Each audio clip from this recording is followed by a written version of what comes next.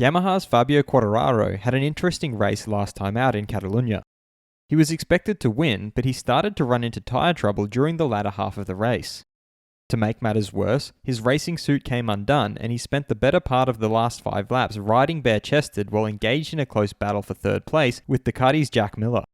Fabio was given 2 separate 3-second time penalties, one for taking a shortcut into turn 1 and another for riding with his race suit open and without a chest protector. This dropped him down to 6th. Quartararo has now given his take on these penalties while answering questions from the press after the official test on Monday. I'm your host Dylan Shelley, and first up on Moto World, Quartararo blasts race direction but agrees he should have been black flagged. Fabio began by accepting that he should have been black flagged for riding with an open race suit and without a chest protector. Yes, first of all, I think looking back at what happened now the story is finished, I can be happy because it's difficult to admit, but for me, it was a black flag. I mean, it's true that I put in danger myself, and also with what happened last week, I think it was the correct thing. He, however, does not agree with the penalty for going straight on into turn 1 and explained why. But I was lucky.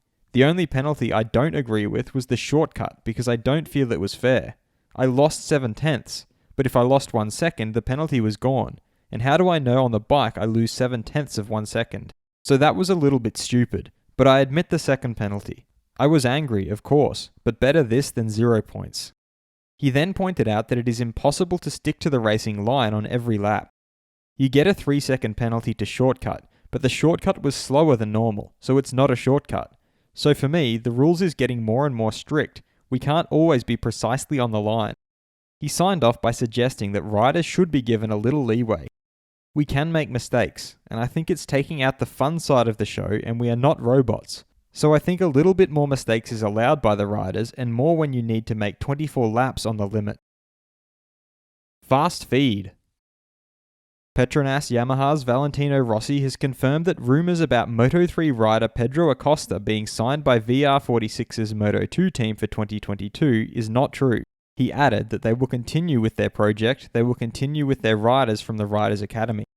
Honda's Marc Marquez has explained that in the acceleration side, they cannot get the grip in the corner entry, they cannot stop the bike because with the rear they don't have the grip also.